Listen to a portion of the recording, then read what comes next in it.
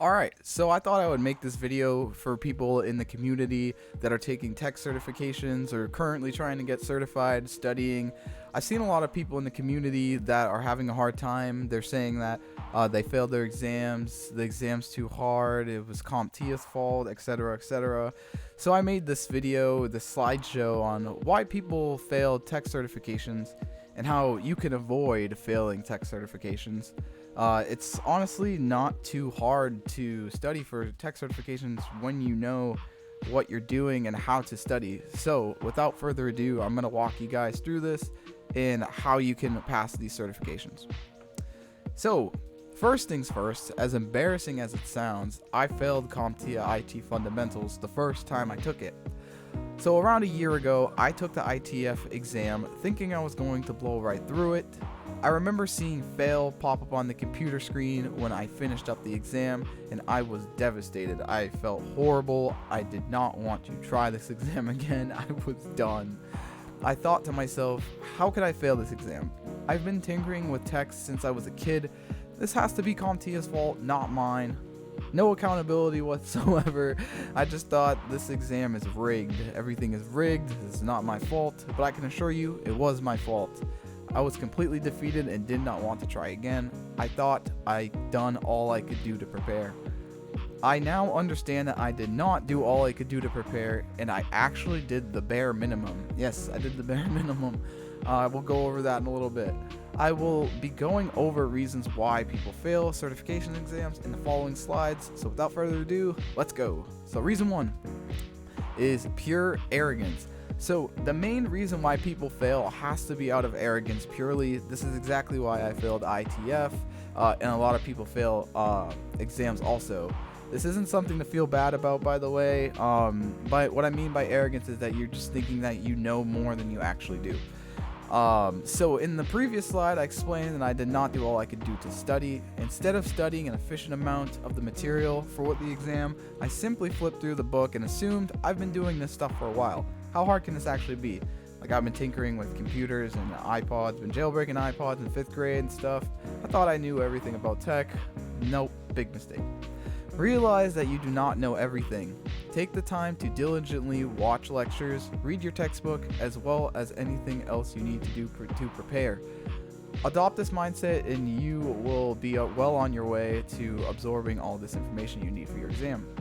As Mike Tyson once said, everyone has a plan until they get punched in the mouth, and that punch in the mouth is going to be the failure scream if you do not humble yourself. So do not be an arrogant scholar, for scholarship cannot subsist with arrogance, and this is very true. Please remember this and you'll do well. So reason two is distractions. So we live in a world where your attention is now the new currency. You know, if you walk down Times Square, you have all of these advertisements everywhere. You open your phone, there's advertisements in your face. Everything is just trying to grab at your attention. Tech companies are paid so much money to do this. We know that data is more valuable than money. So a lot of people fail exams because they aren't focused enough to properly absorb the information they're trying to take in, and instead it just flies right over their head. You need to eliminate all distractions from your place of study immediately. So if you got kids, you have a dog, maybe your wife can watch the kids while you study for 3 hours, or they could watch the dog. Someone else could walk the dog or something. Just make sure that you have a quiet place to study and you can focus. Constantly checking your notifications while you're trying to read your textbook or watch lectures is not helping you in the slightest. So when you're studying and you have your PDFs open, if you have a textbook that's PDF file format, you have like music open in one tab, you have Facebook open in the other, maybe you have a YouTube video playing while you're watching a video while trying to study. This is detrimental. You're going to fail for this reason alone. Please understand that you need to give laser focus to your studies if you want to absorb everything efficiently. Please remember this. So there's going to be more tips on staying focused near the end of the presentation, so please be patient. But in the meantime, let's move on to reason three. So reason three is lack of practice. So I'd like to make it a point that information acquired is nothing without implementation. You need to practice in order to actually grasp these concepts and make sure that you know them And the best way to do this, so after you're finished watching a video series on your exam material or reading a textbook, make sure, and this is the best way to implement, is to do practice exams and also labs if you have the means to do so. A lot of people will neglect doing practice exams and labs because they just read the material, watch the lectures, and they think they're ready to go.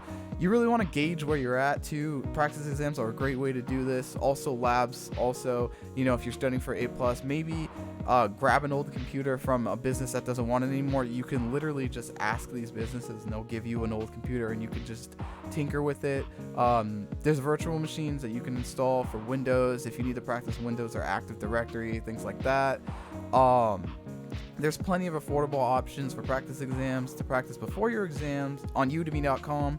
This is my go-to source for them. It's very cheap when they're on sale. Do not buy them when they're full price. There'll be another sale in like a week. I'm not affiliated with Udemy in any way, by the way, so just keep that in mind. But I do use Udemy for all of my studying materials. It's very cheap, it's very affordable, and I think that you guys would benefit from it greatly. Plenty of practice before your exam will almost assure that you perform well come test day. I'll go over how many practice exams you should take in like a future slide. There's going to be a slide soon, so we're going to get right to that. But I left the Musashi quote here, and it says, if you want to learn the craft of war, we're not learning the craft of war, we're learning the craft of tech, so I'm just going to input that. If you want to learn the craft of tech, ponder over this book. The teacher is as a needle, the disciple is as a thread. You must practice constantly, and practice constantly you shall. Reason 4, too much dependence on personal experience. So this is a kind of a funny story. It's not funny, but it's just it's kind of funny. But I've seen a network engineer of 20 years. Like, he's been practicing network engineering for 20 years. He's been doing it for a job. He failed the CompTIA Network Plus exam simply because he thought he already knew everything and that it was going to be a breeze for that reason. I've seen people that have no experience with networking, like they've never touched a switch, they've never touched a hub, nothing like that. Maybe the most they did is set up a router. And then I've seen people like this guy that had 20 years of experience. I've seen people with no experience pass the exam because they studied efficiently and properly. And then I've seen people that, have been working in tech for a long time fail exams because they think they know everything. So this ties in with reason 1, but please do not rely too much on personal experience. You need to have, you can have years of experience working in the field you're taking an exam for, and trust me, there will be information on the exam that you do not know. So make sure to make it a point that, like I said earlier, humble yourself and study for the exam properly. Watch the lectures, practice exams, practice. Be able to humble yourself enough to say, I need to be diligent and learn more. I don't know everything. Pride comes before the fall. And I left this little quote here. I don't know who this woman is, but I just like the quote. It says, don't be cocky. Pride cometh before the fall. And reason 5 is nerves. This is a huge one. All right, so how confident you are in your ability to answer questions and not second guess yourself while taking the exam will drastically impact your score. A study from Oxford Learning states students who struggle with test anxiety typically fall a half a letter grade below their peers. This is huge. Half is huge. That is more than enough to fail. So we need to make sure that we get this in check and get our nerves in check. And right here, I'm saying right here, confidence will come with properly preparing, like we went over earlier and more in the next slide. So to properly prepare, please take your practice exams, focus and study well, and you will have no reason to be nervous. If you're scoring high on your practice exams, you're doing all you can to study, you've read through a textbook. I honestly don't recommend reading fully through a textbook. I would just use it as a source, but watch lectures, take notes. Even if you can get study notes from a teacher, that's also better. I think that you should do that, like Professor Messer does or Jason Dion. But nonetheless, I have this Kobe Bryant quote. It says, when Kobe Bryant said his insane level of confidence came from knowing he'd done all he could to prepare, it taught me that anytime I'm nervous, it means that I didn't prepare enough. And this is perfect. when you prepare enough, you will be confident and you'll be able to walk in the test room, sit down, take your exam, and pass it with flying colors. There'll be no problem, and you'll be very confident, and you'll just pass the exam. So, study tips to increase your chances of passing. Number 1, put the phone away while studying. You don't need it. It's just a distraction. It's like you're one of Pavlov's dogs just reacting to a bell. Whenever it goes off, a notification. You don't want that. You need to stay focused and put the phone away. Number 2, join a study group, because being held accountable by others drastically helps your performance. We know that whenever somebody else is doing something, it's like pack mentality, or what do they call it? I'm trying to think of what it's called. But when everybody else in a group is doing something, you're instinctively going to want to do that thing. So if everybody's focusing and they're studying, you're going to want to do it. You're going to want to study hard. You're going to want to practice and practice. So you can get a study group. There's plenty of Discords for studying that you can join. There's a website that I use called Studyverse. It's great for studying. It's like virtual study rooms. Or even better, if you can meet up with people in person, organize something in your college or your school. Do that with people. It'll be great for your studies. Number 3, take 3+ practice exams before sitting for your exam. I will do around like 6, but 3+ should be enough just to ensure that you perform well and that you do not fail. Number 4, use Pomodoro timers while studying. This is a huge one. I recommend 3 sets of 50-minute study blocks with 10-minute breaks in between. So you get those breaks in, you don't get burnt out. And I think that 3 hours a day of studying is more than enough to pass your exams with flying colors. So number 5, find a clean, quiet area where you can study. This is huge. If you have a dirty room and you're trying to study on your bed and there's like chips everywhere and clothes, this isn't gonna work. Your mind's just gonna be all jumbled up and you're not gonna be able to focus. Libraries or your desk in a quiet area is great. If you have a office, that's perfect. Library, that's perfect. I keep my desk in my room. I keep my room clean and my desk is clean also, and it works well for me. Libraries work better for other people. Whatever works for you, find out, and you'll study a lot better. So number 6, if you're going to listen to music, listen to some that is lyricless and calm. Loud music with lyrics will distract you too much to take in info.